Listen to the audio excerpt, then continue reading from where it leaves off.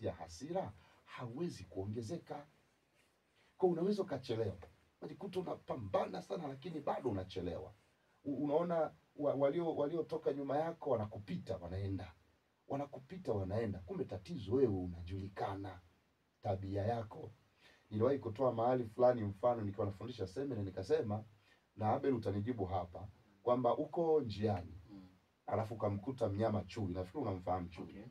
Amenasa kwenye ndoo, anatafuta msaada, ule mkono wa ndoo umemshika kwenye shingo, anatafuta msaada wa kutoka kwenye ile ndoo ili aweze kuona na aweze kuendelea na maisha yake. Sasa wewe umefika pale, unamfahamu chui, tabia yake, unaweza kumsaidia chui kweli? Nikatafuta Google nikaongezea. Unaongezea kwa sababu gani? Wakati mwingine huenda chui hana mpango na wewe, lakini tatizo tabia yake ya asili. Unajua kabisa hapa nikimsaidia huyu, akitoka anaanza na mimi. Sasa ili asianze na mimi, acha niongezee au nimpite kama